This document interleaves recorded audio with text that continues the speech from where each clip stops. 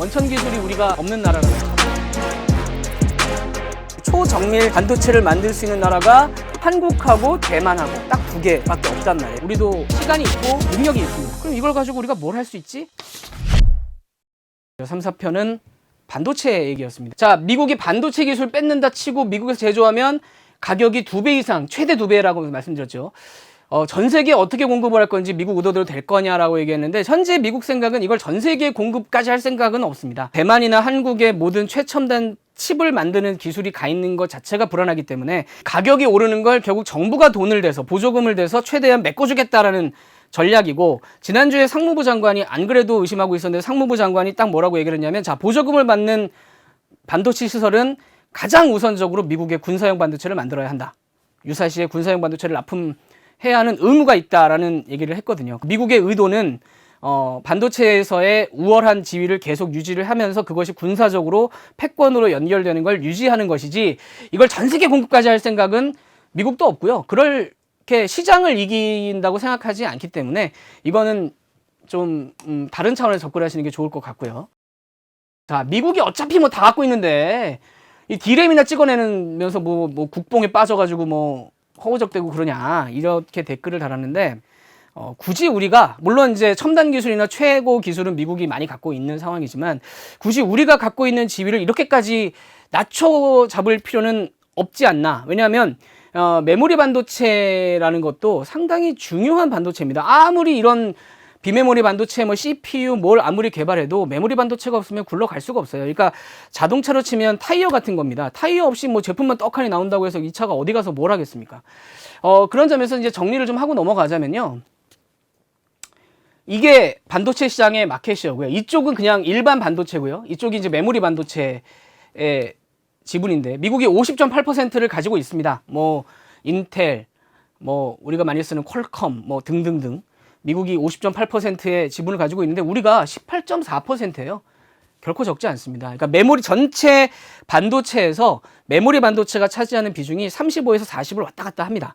그 중에 우리가 56.9%를 차지하고 있기 때문에 곱하면 18.4%, 2020년 기준으로 18.4%의 지분을 가지고 있는데, 이 18.4%의 지분이 말씀드린 대로 메모리가 없으면 결과적으로 이 모든 게 굴러가지 않기 때문에 그냥 뭐, 야, 미국이 50이나 하고 있고 너는 그냥 뭐 아무것도 아닌 메모리나 찍어낸, 이게 그 칩워에 나오는 약간의 그런 기본적인, 우리를 좀 약간 얕잡아 보는 그런 시각인데, 전혀 그럴 필요가 없다. 그럴 의미가 없다. 여기까지 온 것도 대단한 것이고, 이것도 사실은 그때 설명드린 대로 자본과 기술이 다 같이 들어가야 되는, 점점 가면 갈수록 더 큰 자본과 더 큰 기술이 들어가야 되기 때문에 쉽게 쫓아올 수 없는 영역에 가 있는 건 맞거든요. 그렇기 때문에 한 중국에 비해서 한 3년에서 5년도 앞서 있다라는 평가가 있고요. 너무 우리가 우리를 낮잡아 본다면, 왜냐하면 우리가 우리를 제대로 평가하지 않으면 이 상황에서 어떻게 대응을 할 것이냐의 대책도 사실은 제대로 나오지 않을 수가 있거든요. 그렇기 때문에 이 부분은 너무 낮춰잡을 필요는 없다.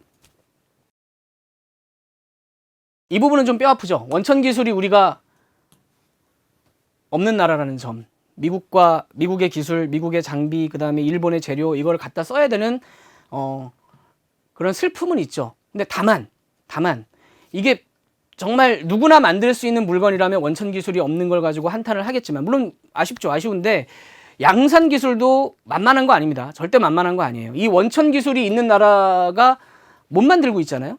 뭐 일본이 요새 반도체 개발한다고 어디 뭐 언론들 보면, 아, 일본이 또 쫓아온다, 뭐 안 됩니다. 죄송한 얘기인데, 일본 내에서도 메모리 반도체는 한국을 쫓아갈 수 없다는 부분에 있어서는 이미 자각을 하고 있기 때문에, 그 부분에 대해서는 원천 기술이 있다고 모든 게 해결되는 것도 아니고, 아쉽긴 하지만 우린 양산 기술이 있는 거고, 양산 기술을 조금 더 어떻게 하면 극도로 발전시킬 수 있을 것인가에 대해서 더 고민하는 것이 현재로서는 한탄하는 것보다 필요한 게 아닌가.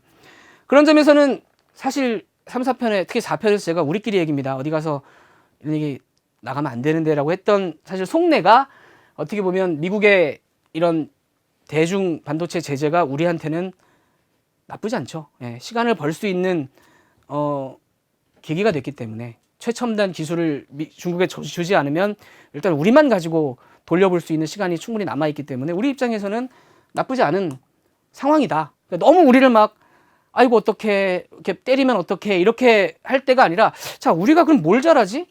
우리가 잘하는 걸 쟤들이 못하잖아. 그럼 이걸 가지고 우리가 뭘 할 수 있지? 약간 조금 도전적으로 생각해 보는 건 어떨까? 3, 4편에서 제가 전달해 드린 내용이 그거였고요. 야, 미중 사이에서 뭔데 신뢰만 챙기냐? 얼마나 다른 나라 외교력을 호국으로 보면은 그것도 G2라고 불리는 초강대국 두 나라를 상대로 그게 가능하겠냐? 자, 1, 2편 뒤에 임진왜란 대로 얘기를 했었죠. 이순신 장군 얘기를 했었는데 사실은 여기서도 얘기를 하고 싶은 인물이 한 명 있었습니다. 누구냐면 이분이에요. 서희 선생입니다. 우리가 얘기는 많이 들었는데 사실 우리가 역사책에서 각종 장군들은 상당히 많이 등장하는데 외교를 잘했던 사람에 대한 얘기는 좀 박한 편입니다. 우리나라에 이제 그런 이름을 남긴 외교관은 김춘추, 태종무열왕이 있고 그 다음에 고려시대에 서희 선생이 있는데 이때 잠깐 얘기를 드리자면 거란이 맨 처음 쳐들어왔을 때입니다. 소선영이라는 장군이 내가 60만을 데리고 왔다. 세보진 않아서 모르긴 한데 자기 입으로는 60만이라고 주장을 했어요. 와서 처음에 고려군이 깨졌습니다. 난리가 났죠. 고려 조정이 반으로 갈렸어요. 한쪽에서는 항복하자라고 얘기를 했습니다. 다른 한쪽은 뭐라고 했을까요? 다른 한쪽은 그냥 항복하면 안 받아줄 것 같으니까 평양 이북 땅을 다 내주고 항복하자. 당시 평양에 있던 곡식을 다 내다 버릴 정도였어요. 어차피 넘어가면 우리 거 아닌데. 그때 서희 선생이 그러지 마시고 내가 갔다 오겠다. 내가 가서 얘기를 해보고 오겠다. 단판을 짓고 오겠다고 해서 넘어가서 중간과정 생략하고 거란군을 물러가게 하면서 심지어 땅까지 가져왔습니다. A씨 한번 해보자라고 그냥 간 거냐? 아니죠. 이 당시의 상황을 따져보면 굉장히 냉철하게 국제정세를 파악하고 우리의 위치를 확인해서 이 얘기를 해서 뺏어오겠다라는 전략을 가지고 가서 말싸움을 해서 기세싸움을 해서 가지고 온 거거든요. 이 지금 동상이 이게 어디 있는 동상이냐면 국립외교원에 우리나라 외교부에서 국립외교원에 앞에다가 정원에다가 세워놓은 겁니다. 이렇게 하자 우리도.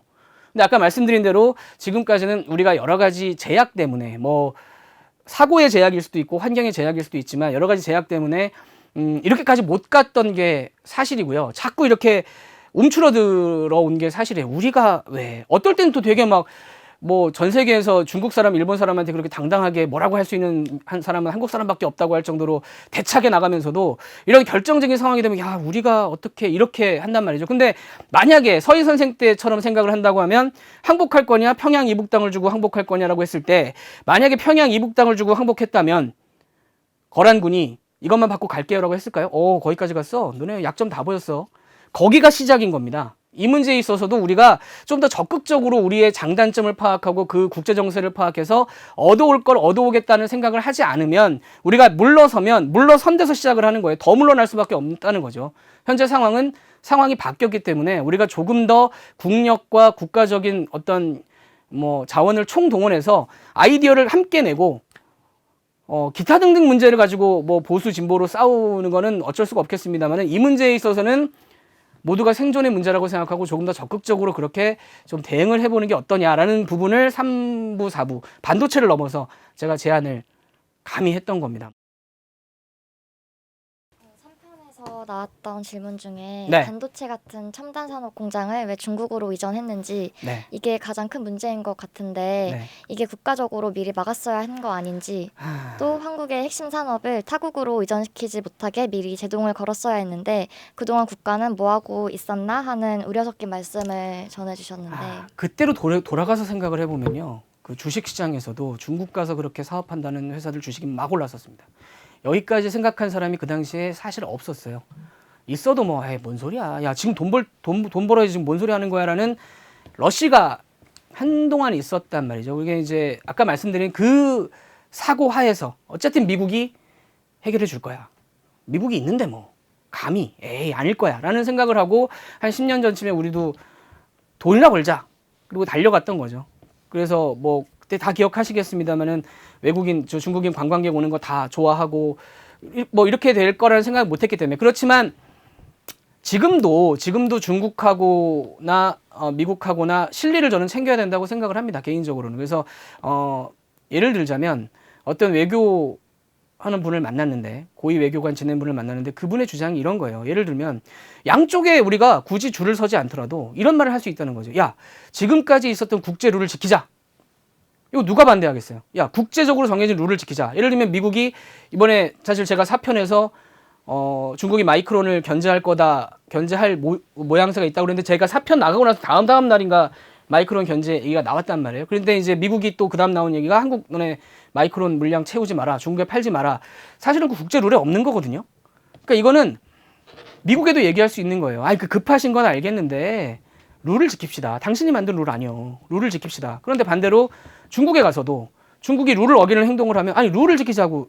나 미국 가서도 룰 지키자고 얘기했잖아요. 당신들한테도 룰 지키자고 내가 얘기를 하는 겁니다. 나는 한 가지 얘기만 해요. 한 입으로 두 말 안 합니다. 룰 지키죠. 룰 지킵시다. 이런 식의 얘기를 할 수 있다는 거죠. 그러니까 이제 와서 뭐 중국에 있는 걸 다 빼야 된다. 현실적으로 맞지도 않고 쉽지도 않은 문제입니다. 가장 냉정하고 냉철하게 상황을 파악해서 우리에게 이득이 되는 게 무엇인가를 다시 한번 생각해 보자는 거지. 누구 편을 지금 막 급하게 들자. 방향도 문제고 방법도 문제고 속도도 문제고 다 문제예요. 생각을 하고 움직여야 된다는 겁니다. 제 말씀은 아까 이게 외교 싱크탱크나 뭐 이런 말씀을 드렸던 것도 한번 심도 깊은 논의를 아직 그렇게 급한 거 아닙니다. 엄청나게 막 촉박한 거 아니에요. 시간이 있고 우리도 뭐 능력이 있습니다. 그러니까 좀 더 생각을 해보고 결정을 해야 할 문제지 너무 성급하게 또 야 중국어 다 빼. 그게 꼭 답이냐. 우리가 그렇게 됐을 때 얼마나 많은 또 경제적으로 피해가 있을지 모르는 상황이기 때문에 그렇게 이걸 계기로 새로운 분위기가 만들어지는 자 그래 얘기 한번 해보자. 진지하게 얘기 한번 해보자. 예를 들면 내년 총선도 있잖아요. 그러면 정치권에도 어떤 메시지를 우리가 보낼 수가 있겠죠. 너무 나라 안에 얘기만 하지 말고 당신들이 생각하는 우리의 생존 전략, 대외 전략은 뭔지 내놔봐라. 같이 한번 얘기를 해보자. 그걸 잘 갖고 오는 정당에게 뭔가 우리가 뭐 힘을 실어줄 수도 있다. 이런 식의 메시지를 보낸다면 정치권도 고민을 할 것이고 경제계도 경제계 나름대로 또 같이 동참을 해야 될 것이고 언론도 언론대로 또 생각을 해야 될 문제다라는 점 전해드리겠습니다.